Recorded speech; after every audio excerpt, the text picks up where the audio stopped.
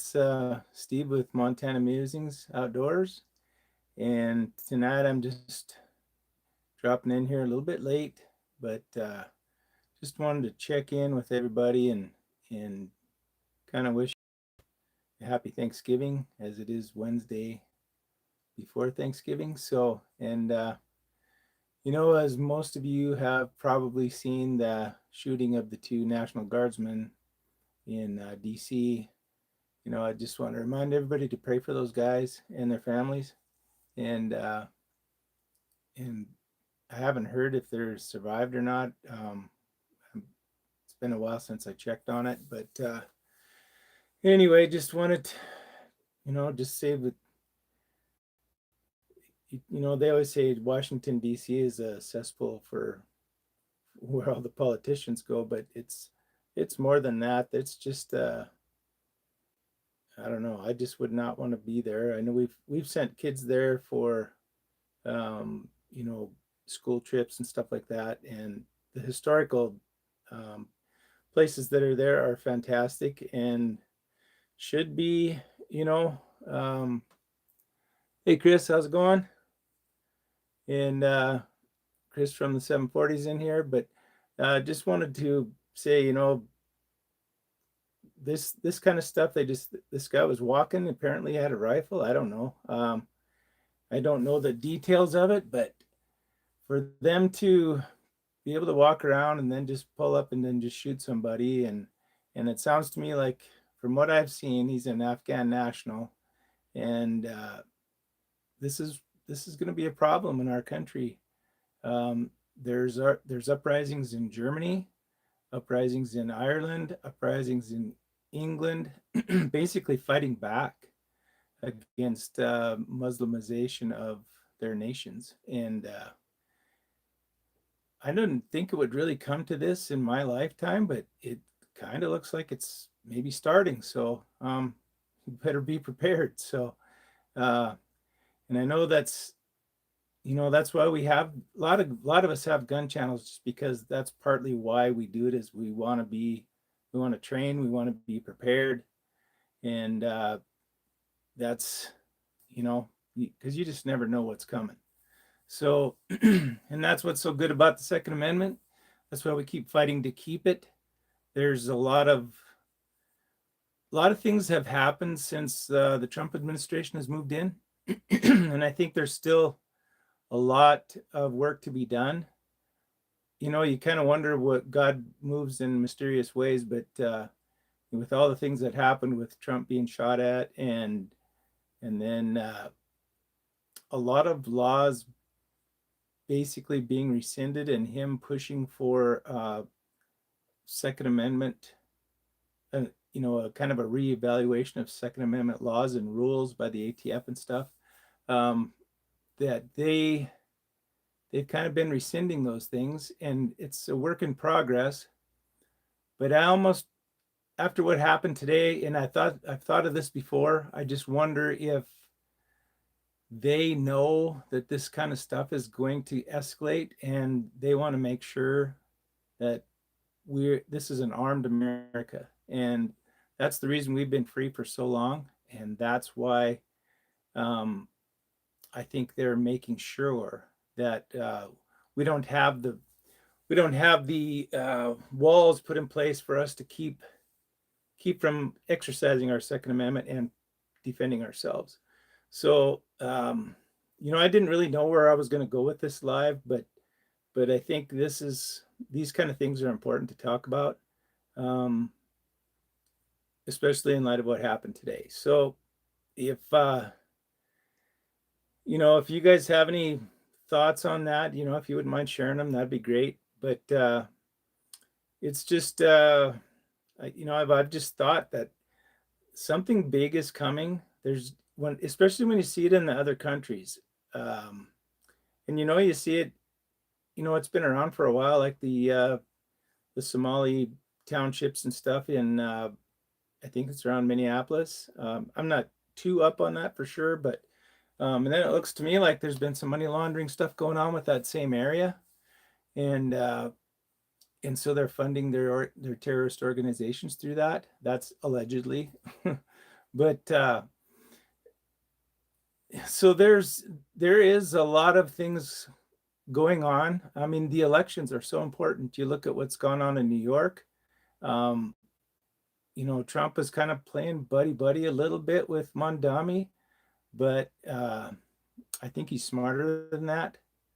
So we'll see how that goes. But always look out for your own elections. Pay attention who's running, even if it's just a council person in your town. It's just getting one foot in the door. Perks put me on the wrong side of history every time. Elton Nip 7589. I have a hard time reading these little little lines in here on my phone, but for these live feeds. But it's just yeah, I don't know. Kind of lost my train of thought there trying to read that, but it's just elections, yeah. So they're saying that that's part of how they're going to take over this country is getting people in elected positions and then implementing their own laws. And I think what's going on in Texas is good, where they're basically outlawing Sharia courts and things like that. And it's I don't really like talking about these things, but it's just stuff that needs to be talked about and thought of, and it's time to get serious about it. There's just I'm seeing a lot of other guys, especially like ex-military guys, that they didn't fight in Iraq and Afghanistan for this kind of stuff to happen here at home, and they're getting pissed off, and I don't blame them. And it's just it's just something we got to keep ahead of and pay attention to. And we get wrapped up in our lives and we think, oh, none of this is going to matter to me in my life, but it's going to eventually. And that's the long-term plan. They're just going to be more of them, and they have a plan.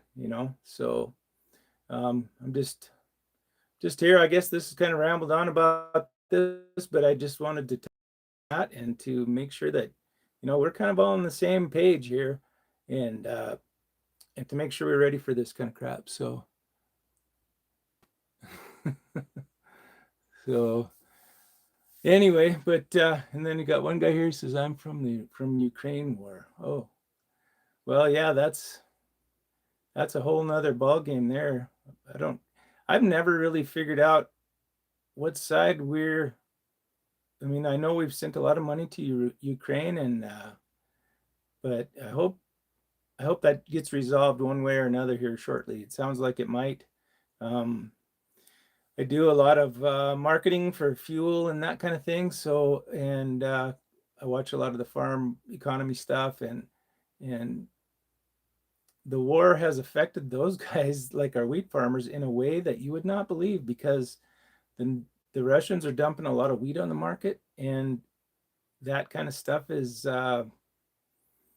it's just keeping the wheat markets depressed, and it has for a long time, but it's starting to finally bounce back. But I don't know. And some of these comments are just ridiculous, but anyway, goes with the territory, I guess. But so if I guess the other thing I was going to talk about was my elk hunt a little bit, just to get back on a different topic here. We went out again on Sunday, and kind of had just a one-day hunt, and we were hunting in a new area. So not a lot of chance to be able to scout other than using Onyx and getting a pretty good idea of the lay of the land. And it was a pretty heavily wooded area. So I had my 6.8 Western, and to be honest, for most of the shots, I think the farthest shot I probably would have had might have been 200 yards. But as we were tromping through the woods there, I would have calculated most of them shots would have been 80 yards and up. Uh, anyway, it was but there was tons of sign. There was elk crap everywhere, and I mean everywhere. It was unbelievable. I've never seen that much sign in any of my hunts. It was nuts.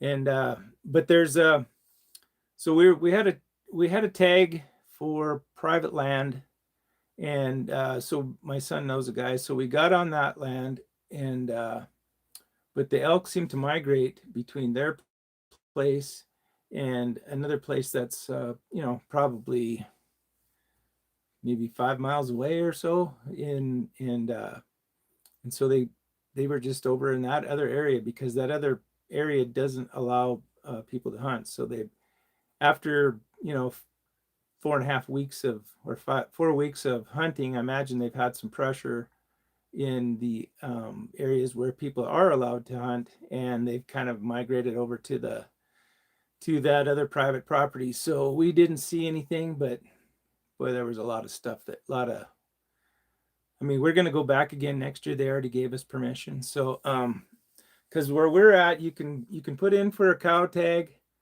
as a permit, but if you don't get that, you can buy one over the counter. So, but the permit does give you a few more optionalities with what you can do with it and stuff like that. But anyway, so we just we went on there and didn't see a darn thing, and came back out of there. We did, I don't know if you saw my other video, but we did come back with a dead head, and it had a nice ivory tooth in it. So if some of you here are in here and have never seen an elk ivory, that's what that looks like. It's just a ivory tooth that's kind of in the front end of the mouth on the upper side, and so that's pretty cool. Happy Thanksgiving, man. That's Ronald Sloan. Good to talk to you. And share your mustache care. I don't do anything with it. I just comb it when it gets a little wild sometimes. but anyway, it was at least we got found that deadhead. That was pretty cool. And there was and I've never, my son got his cow elk the weekend before, so he had a couple of, it was a younger cow. This was a bull, and these are a lot bigger than what he dug out of his. So trying to figure out what I want to do for a pendant or something like that. So I got a granddaughter who's 3.5 years old, and I'd like to do something with it for her. And she's a little pip, I'll tell you. But that's kind of my plan. I'll figure something out and get something made for her, I think. And I got one more.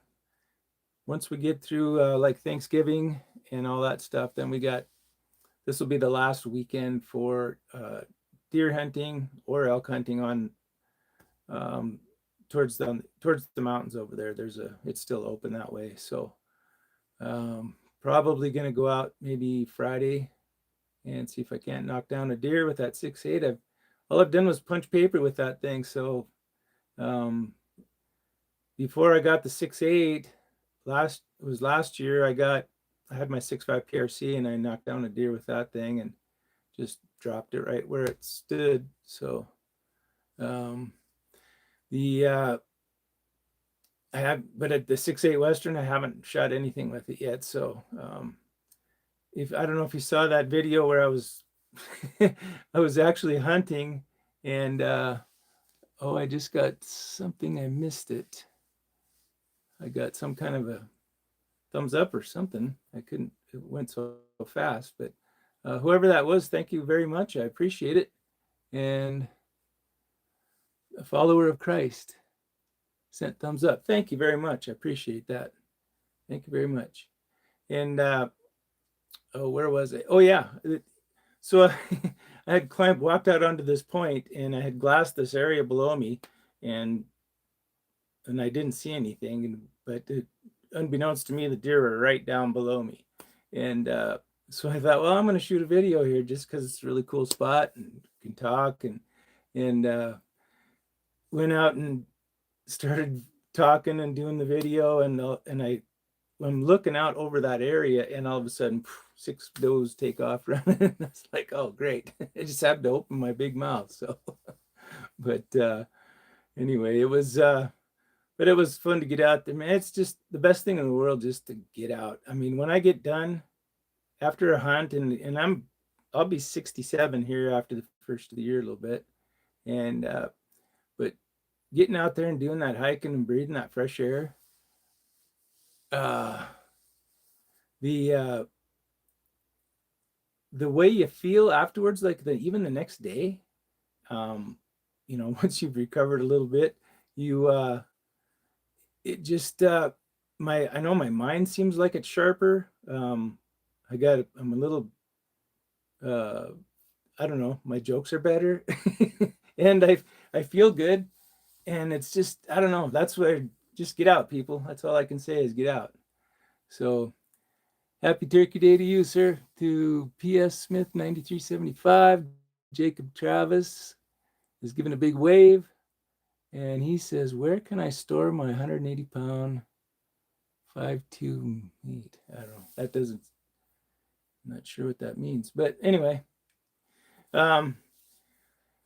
so that's probably about all I got for you in this live one, guys. So just want to reiterate that stay ready, with what happened in DC and what's gone on in other areas.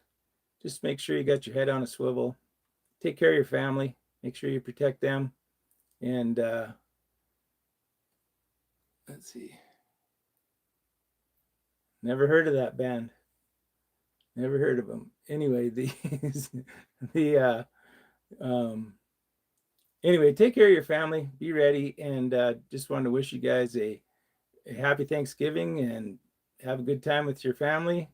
Eat a lot of turkey and cranberries and whatever else you guys eat for your tradition on your families, and we'll probably see you here in a week or so on another live, hopefully talking about a successful deer hunt or something. So anyway, that's all I got for you in this one, guys. Thanks a bunch for coming in, and appreciate it a lot. And we'll talk to you later. Do I like Hank Williams? Yes, I do. A lot. All right, later, guys.